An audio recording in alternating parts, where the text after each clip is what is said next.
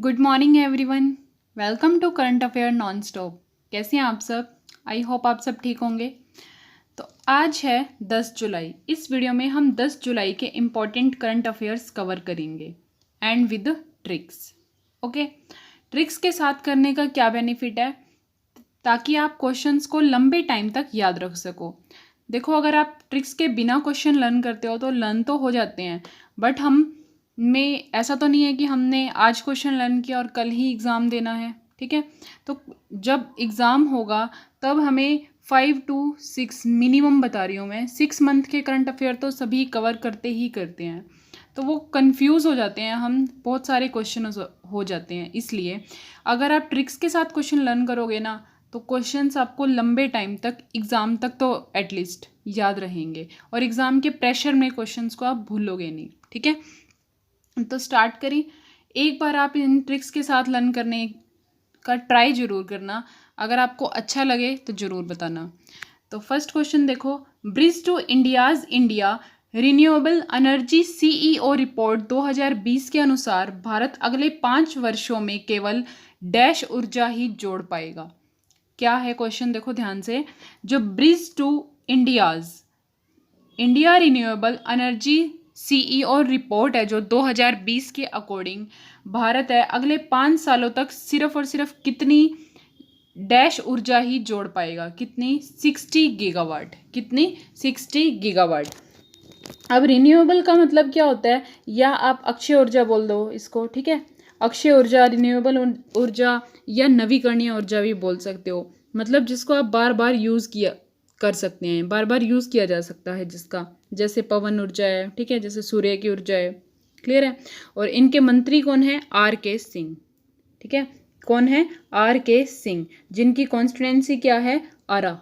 क्या है? अरा। अरा कहाँ पे है? बिहार के अंदर।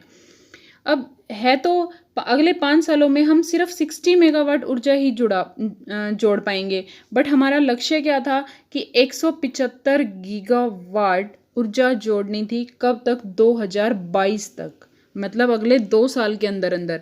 बट हमारा जो लक्ष्य है उसको हम 1/3 भी पूरा नहीं कर पाएंगे, क्योंकि लक्ष्य तो 175 गीगावाट का, बट 60 मेगावाट ही जोड़ पाएंगे, और वो भी कब तक? 2025 तक, और लक्ष्य था 2022 तक 175 मेगावाट का।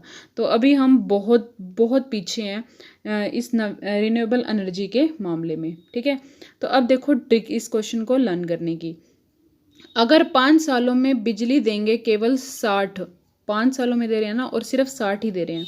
अगर 5 सालों में बिजली देंगे केवल 60, तो देश की लग जाएगी ऐसे तो वाट। मतलब हमारा जो लक्ष्य है, जो हमारा मोटिव था, वो तो नहीं हो रहा ना कंप्लीट, तो ऐसे तो देश की क्या लग जाएगी? वाट। लर्न करने की ट्रिक है ये। अब देखो, कीवर्ड्स होते हैं कुछ ट्रिक में जो आपको जोड़ने होते हैं। 60 वाट। ठीक है, ये क्या है? हमारे कीवर्ड्स हैं, ताकि ट्रिक एक टोन में बनी रहे। तो अगर 5 सालों में बिजली देंगे केवल 60, तो देश की लग जाएगी ऐसे तो वाट। ठीक है, नेक्स्ट इज, कौन सा देश कोयला परमाणु ऊर्जा को चरणबद्ध तरीके से बंद करने वाला पहला मुख्य अर्थव्यवस्था वाला देश होगा?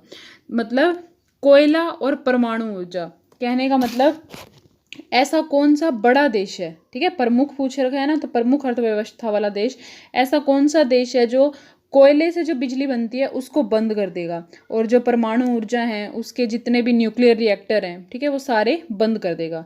तो कौन सा ऐसा देश? जर्मनी। कौन सा है? जर्मनी। वैसे तो फ्रांस भी बंद कर रहा है धीरे धीरे। ठीक है, और फ्रांस ने अभी रिसेंटली फेसनहाइन, क्या नाम था? Fashion, FESSENHEIN। ठीक है, फेसनहाइन नाम का जो न्यूक्लियर रिएक्टर है, मतलब जो नाभिकीय ऊर्जा संयंत्र है, उसको भी बंद कर दिया है। तो किसका है ये? फ्रांस का। ठीक है, फ्रांस ने बंद कर दिया। क्लियर है? अब इसकी ट्रिक देखो क्वेश्चन की लर्न करने की, कि जो कोयला और परमाणु ऊर्जा से जितने भी न्यूक्लियर रिएक्टर हैं ये बंद कर देगा। कौन बंद करेगा? कौन सा देश कर रहा है? जर्मनी। अब लर्न कैसे रखोगे? जर्मन ने बना लिया परमाणु ऊर्जा बंद करने का मन। जर्मन, और यहाँ पीछे भी क्या है? मन। ये क्या है? हमारे कीवर्ड्स हैं। कीवर्ड्स का मतलब होता है ताकि आप इनको रिलेट कर सको, जोड़ सको। ठीक है, तो जर्मन ने बना लिया परमाणु ऊर्जा को बंद करने का मन। ठीक है, नेक्स्ट इज इरडा ने किसकी अध्यक्षता में एक कमेटी गठित की है जो सड़कों के ठेके के लिए श्योरिटी बॉन्ड चेक करेगी। ठीक है, सड़कों का ठेके वगैरह जो है उनके लिए श्योरिटी बॉन्ड को चेक करेगी। कौन सी कमेटी बनी है? जी श्रीनिवासन। कौन सी कमेटी बनी है? जी श्रीनिवासन। और किसने बनाई है? इरडा ने। तो इरडा की बात हो रही है और कमेटियों की बात हो रही है, तो 3 कमेटी और थी, 3 समिति और थी जो मोस्ट इंपॉर्टेंट हैं, वो भी आपको याद रखनी है, जो हम कवर कर चुके हैं पहले भी। अंजन डे समिति, याद आया कुछ? किस लिए की थी ये अंजन डे समिति? ये चेक करेगी कि भारत में जो ड्रोन बीमा है वो होना चाहिए या नहीं, पॉसिबल है या नहीं है, क्योंकि आजकल ड्रोन का बीमा भी होने लगा है। तो अंजन डे समिति, जो अंजन डे है, ये अध्यक्ष उस समिति की अध्यक्षता करेंगे जिसमें ये चेक होगा कि जो भारत में ड्रोन बीमा होना भी चाहिए या नहीं होना चाहिए। ठीक है, तो पहली तो होगी अंजन डे, और दूसरी थी हमारी परवीन कुटुंब समिति, जो आपको याद रखनी है। क्या नाम है? परवीन कुटुंबे समिति। ठीक है, इसमें क्या था? ये जो समिति है ये चेक करेगी कॉरपोरेट शासन। क्या चेक करेगी? कॉरपोरेट शासन, मतलब जो कॉरपोरेट गवर्नेंस है वो कैसा है इंश्योरेंस कंपनी के अंदर। ठीक है, तो परवीन कुटुंबे समिति हो जाएगी लन। नेक्स्ट थर्ड थी MR कुमार कमेटी। कौन सी थी? MR Kumar committee. ठीक है, जो MR कुमार है कौन है? ये LIC के चेयरमैन है। ये MR कुमार कमेटी है जो ये चेक करेगी कि जो लाइफ इंश्योरेंस कंपनियां हैं, सारी जितनी भी हैं लाइफ इंश्योरेंस कंपनी, मतलब जीवन बीमा कंपनियां हैं, जो क्या ये हेल्थ पॉलिसी दे सकती हैं।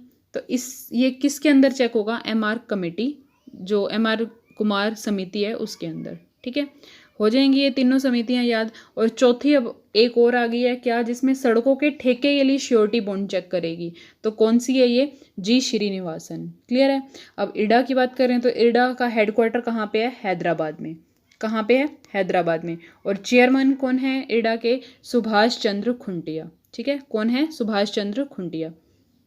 पहले वालों की मैं ट्रिक पहले ही बता चुकी हूँ तीनों समितियों की, इसलिए दोबारा नहीं बता रही। इसकी देख लो, श्योरिटी से सड़कें होंगी खास।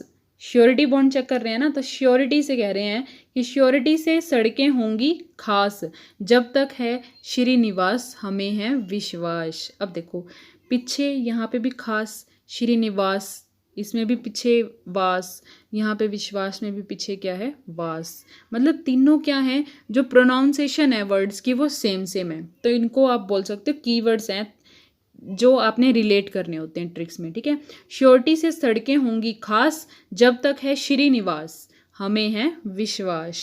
ठीक है, नेक्स्ट इज फोबोस। फोबोस क्या है? ये चंद्रमा है और सबसे बड़ा चंद्रमा किस ग्रह के निकटतम है? और सबसे बड़ा चंद्रमा है उसका किस ग्रह के निकटतम है? मंगल ग्रह के। किसके? मंगल ग्रह के। ठीक है, वैसे नासा भी जो है वो मंगल ग्रह में जाना चाहता था, और उसके लिए ही इसने क्या है? एक रोवर है और एक क्या है? हेलीकॉप्टर। हेलीकॉप्टर बोल दो या फिर कॉप्टर बोल दो नासा का। और जो ये रोवर है इसका नाम क्या है? परसेवरेंस। क्या नाम है? परसेवरेंस। PERSEVERANCE। ठीक है, परसेवरेंस किसका नाम है? ये रोवर का। और कॉप्टर की बात करें तो कॉप्टर का क्या नाम है? हेलीकॉप्टर बोल दो या कॉप्टर बोल दो, इसका नाम है इंजेन्विटी। क्या नाम है? इंजेन्विटी। ठीक है, तो आजकल ऐसे क्वेश्चन डीपली पूछे जाते हैं। जो नासा है मंगल ग्रह पे जाना चाहता है, तो जो उन्होंने हेलीकॉप्टर बनाया है या कॉप्टर है उसका क्या नाम है? क्या नाम है? इंजेन्विटी। और रोवर का नाम मैंने अभी बता दिया आपको, क्या है? परसेवरेंस। ठीक है, और ये जो फोबोस की फोटो ली है ये किसने ली है? इसरो ने ली है, नासा ने नहीं ली। किसने ली है? इसरो ने ली है। ठीक है, हो जाएगा याद। और ये भी पूछा जा सकता है कि जो फोटो ली है वो कौन से कैमरे से ली है? तो कौन से कैमरे से ली है? Mars colours camera. ठीक है, कौन से कैमरे से ली है? मार्स कलर कैमरे, इससे फोटो खींची गई है। क्लियर है? अब ट्रिक देखो इसकी लर्न करने की। बॉस बनने के लिए दंगल विद मंगल। बॉस बनने के लिए क्या करना पड़ेगा? दंगल करना पड़ेगा। किसके साथ? मंगल। अब बॉस क्यों लिखा है मैंने? फोबोस के लिए, ताकि आपको फोबोस याद हो जाए। और दंगल क्यों लिखा है कि दंगल करना पड़ेगा? क्योंकि मंगल ग्रह याद करना है। ठीक है, बॉस बनने के लिए क्या करना पड़ेगा? दंगल। किसके साथ? विद मंगल। है ना अच्छी ट्रिक? तो ये वीडियो अगर आपको पसंद आ रही है तो प्लीज़ एक लाइक ज़रूर करना। आपके लाइक से हमें मोटिवेशन मिलती है। तो अगर आप लाइक करोगे तो हमारा मन करेगा कि हम नेक्स्ट वीडियो में और भी अच्छे से एक्सप्लेन कर पाएँ। ठीक है, तो नेक्स्ट क्वेश्चन देखो, cellular operator association of India मतलब COAI के महानिदेशक के रूप में किसे नियुक्त किया गया है? तो किसे नियुक्त किया गया है? SP कोचर को। किसको? SP कोचर। ठीक है, तो जो cellular operator association of India है इसके महानिदेशक के रूप में SP कोचर को नियुक्त किया गया है। मैं क्वेश्चन 2 बार इसलिए रिपीट करती हूँ ताकि सुनने से क्वेश्चन लर्न हो जाते हैं। ठीक है, तो इसलिए अब देखो एक और है यहाँ पे TRAI, मतलब जो भारत में जो दूरसंचार नियामक है यानी TRAI, telecom regulatory authority of India. अगर इसके चेयरमैन की बात करें तो कौन है? राम सेवक शर्मा। कौन है? ट्राई के राम सेवक शर्मा। और COAI के कौन है? SP कोचर। अब देखो लर्न करने की ट्रिक, ये वैसे ही बनाई है मैंने। Cellular operator SP Kochhar. देखो सेलुलर ऑपरेटर SP कोचर, तो दोनों पीछे वर्ड थोड़े सेम सेम हैं, इसकी कुछ खास ट्रिक बनी नहीं थी। ठीक है, अगर आपके माइंड में हो तो जरूर कमेंट में लिखना। तो cellular operator SP Kochhar, Kochhar operator, ये पीछे प्रोनाउंसिएशन सेम थी इनकी इसलिए एज इट इज़ लिखा है। नेक्स्ट इज भारतीय रेलवे के अनुसार देश में निजी रेलवे का परिचालन कब से शुरू होगा? भारतीय रेलवे के अनुसार, पहली बात तो भारतीय रेलवे के जो चेयरमैन है कौन है? विनोद कुमार यादव। किसने कही है ये बात कि विनोद कुमार यादव क्या बात कही है कि जो निजी रेलवे है, जो प्राइवेट जो ट्रेन्स हैं उनका परिचालन शुरू हो जाएगा कब से? अप्रैल 2023 से। किसने कहा है ये? विनोद कुमार यादव ने। कब से होगा? अप्रैल 2023 से। एक चीज़ और, IRCTC है जो, कौन? IRCTC जो अभी तीसरी ट्रेन चलाई है इसने अभी अपनी निजी, कहाँ से कहाँ तक चलाई है पहले भी बता चुकी हूँ मैं आपको, इंदौर से वाराणसी तक। कहाँ से कहाँ तक? इंदौर से वाराणसी तक। ठीक है, नेक्स्ट देखें। Next is NLC India limited और कोल इंडिया लिमिटेड। ठीक है, और कोल इंडिया लिमिटेड ने कितने मेगावाट क्षमता के सौर और तापीय, मतलब सोलर भी और थर्मल भी, ठीक है, सौर और तापीय बिजली परियोजनाओं के विकास के लिए संयुक्त उद्यम बनाने का फैसला किया है? तो कितने मेगावाट क्षमता का बनाया है? 5000 मेगावाट का। कितने क्षमता का? 5000 मेगावाट का। ठीक है, इसका मतलब समझ गए होगे आप कि सोलर भी होगा और थर्मल भी होगा, और दोनों का हिस्सा कितना होगा? NLC का और कोल इंडिया लिमिटेड दोनों का ही होगा 50-50%। ठीक है, और इसकी क्षमता बताई थी मैंने आपको कितनी है? 5000 मेगावाट। नेक्स्ट इज दुनिया के सबसे ज़्यादा हाथी किस देश में है जिनकी अनुमानित अप्रोक्सीमेट जो संख्या है वो कितनी है? 1,30,000। ठीक है, और सबसे ज़्यादा हाथी हैं यहाँ पे, कहाँ पे? बोत्सवाना में। कहाँ पे है? बोत्सवाना में। और यहीं पे ही अभी रिसेंटली 356 हाथी मरे हैं। ठीक है, अभी अभी 356 हाथी मारे गए हैं, मरे हैं, और उनका कोई मतलब ये नहीं पता कि क्यों मरे हैं। ठीक है, कोई रीज़न नहीं पता चला अभी। तो कहाँ मरे हैं ये भी पता होना चाहिए, कहाँ मरे हैं। एक जल प्रपात है जिसका क्या नाम है? ओकवेंगो, OKAVANGO। ठीक है, ओकवेंगो डेल्टा। क्या नाम है? ओकवेंगो डेल्टा, एक जलप्रपात है, यहाँ पे मरे हैं कितने? 356। रह जाएगा याद, और सबसे ज़्यादा यही है। तो ट्रिक देखो, सबने माना, क्या माना? सबने माना तेरा हाथी बहुत सुहावना। अब देखो ट्रिक से कैसे आपने याद करना है। 13 से आपको क्या याद करना है? ये 13 मतलब 1,30,000। ठीक है, 13 है ना आगे, तो 13। हाथी बहुत सुहावना, बहुत सुहावना मतलब बोत्सवाना। ठीक है, इस तरीके से आपको लर्न करना है। नेक्स्ट इज उस हिप हॉप संगीतकार का नाम बताइए जिसने हाल ही में अमेरिका के राष्ट्रपति चुनाव लड़ने की घोषणा की है।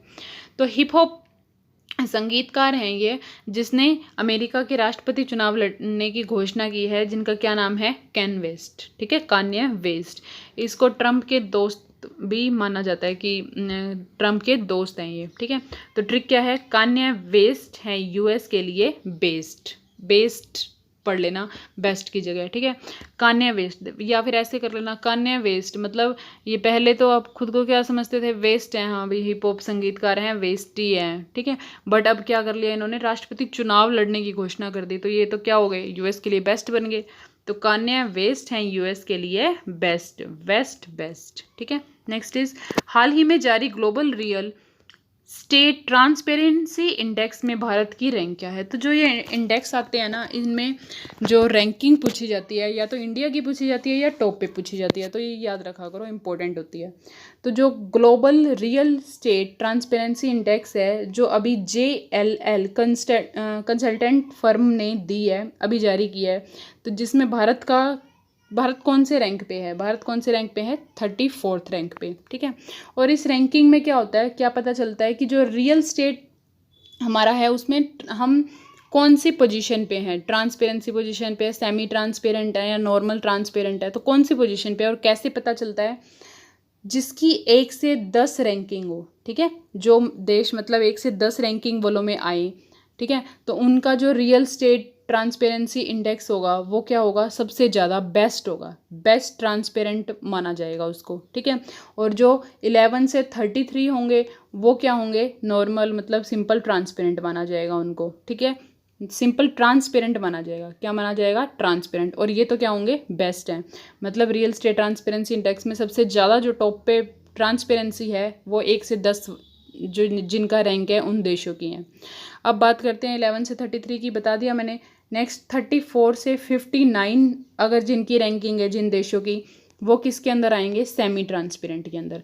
तो अब देख लो भारत किसके अंदर आएगा, सेमी ट्रांसपेरेंट के अंदर, ठीक है।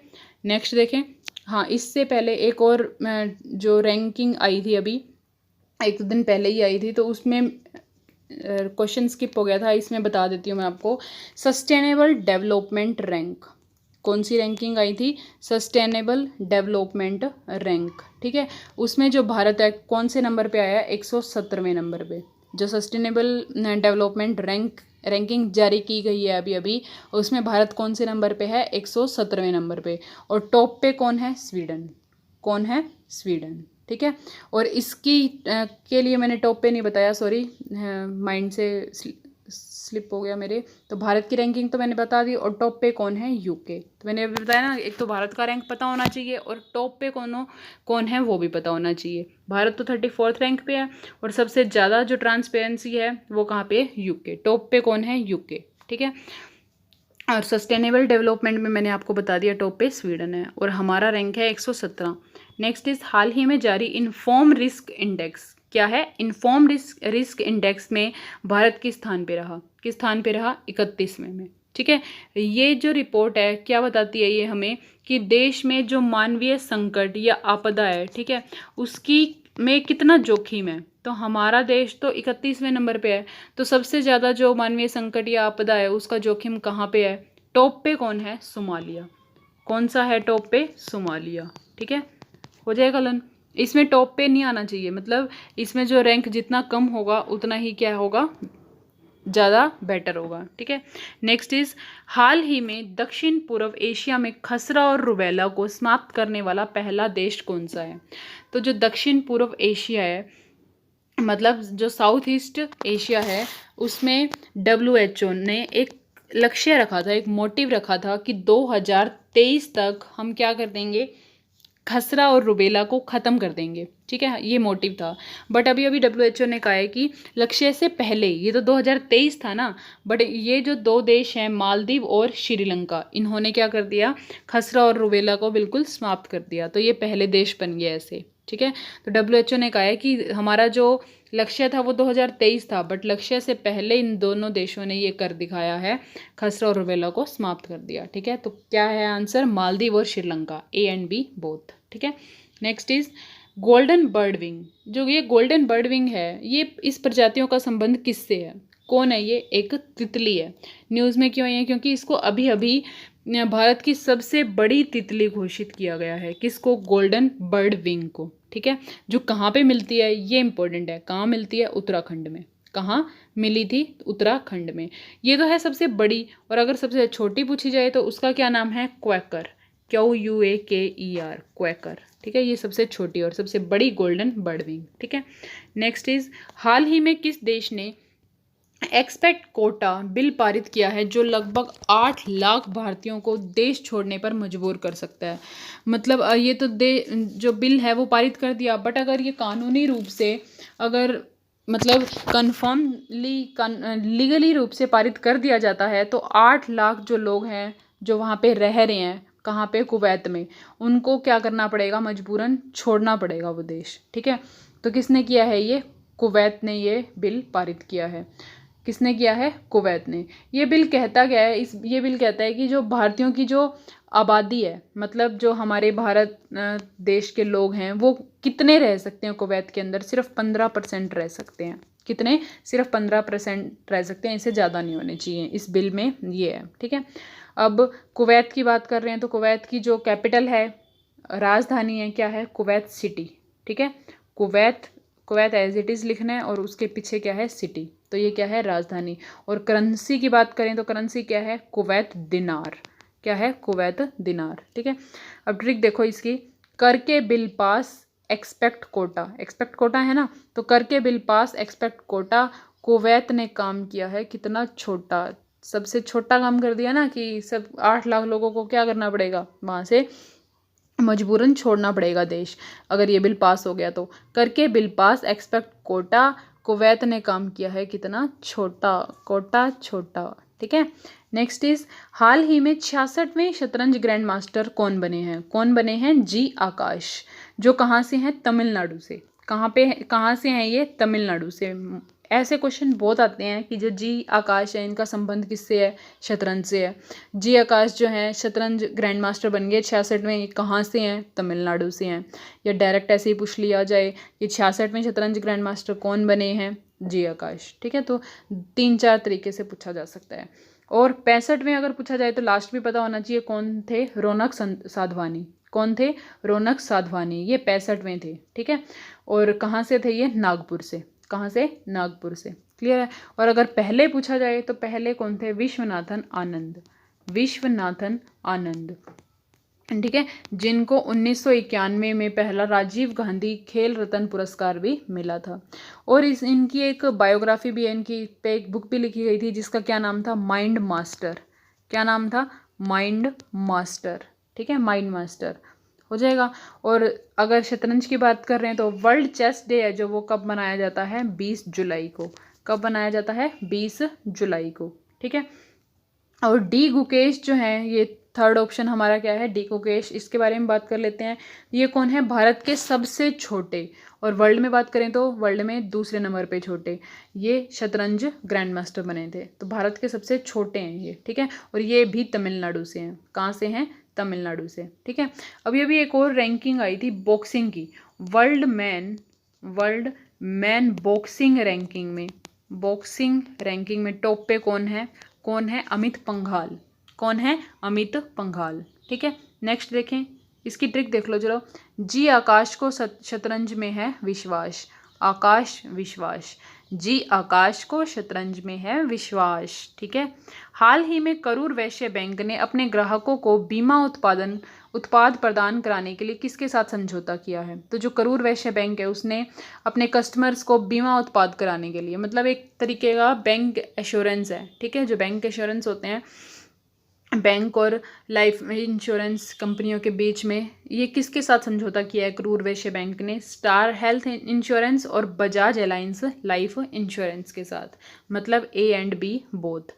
ट्रिक देखो पहले, बजाज देगा स्टार, बजाज क्या देगा? स्टार। देखो बजाज से हो जाएगा बजाज एलायंस याद, और स्टार से हो जाएगा स्टार एलायंस। बजाज देगा स्टार बीमा, बजाज कौन सा बीमा देगा? स्टार बीमा देगा। बजाज देगा स्टार बीमा जरूर, मिलके विद करूर, है ना? अच्छी ट्रिक। बजाज देगा स्टार बीमा जरूर, मिलके विद करूर। करूर से याद हो जाएगा करूर वैश्य बैंक, बजाज से हो जाएगा बजाज एलायंस, स्टार से हो जाएगा स्टार हेल्थ इंश्योरेंस। ठीक है, हो जाएगा लन। नेक्स्ट देखें, नेक्स्ट इज,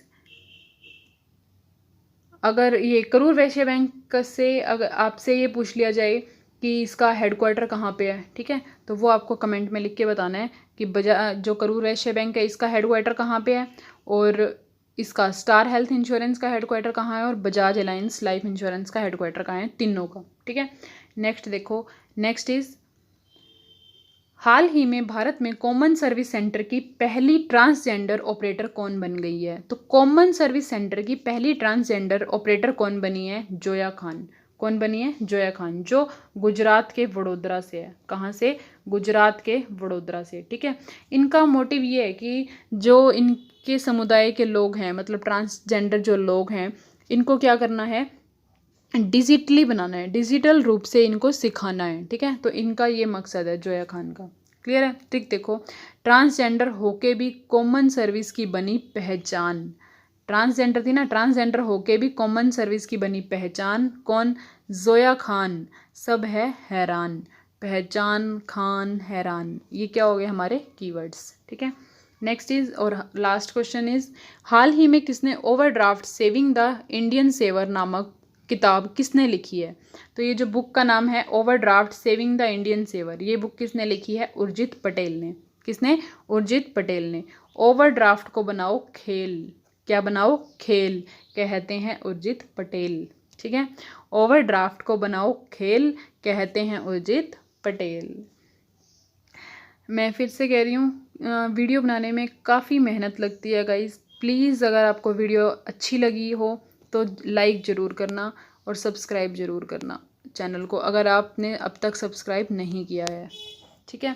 और एक चीज़ जो इम्पोर्टेंट है, इन सभी क्वेश्चंस की रिवीजन के लिए डेली 8 बजे टेलीग्राम चैनल पे क्विज़ होती है, जिसका लिंक आपको डिस्क्रिप्शन में मिल जाएगा, तो उसको ज्वाइन करना भूलना मत, ताकि आपको रिवीजन अच्छे से हो जाए। और उसमें रैंकिंग भी होगी कि फर्स्ट नंबर पे कौन है, सेकंड नंबर पे कौन है। तो कल से मैं, मतलब इस वीडियो में जो भी फर्स्ट आएगा, इस वीडियो का जो भी विनर होगा, उसका मैं वीडियो के स्टार्टिंग में डेली नेम लिया करूँगी, ताकि आप भी सभी मोटिवेट फील करो। ओके।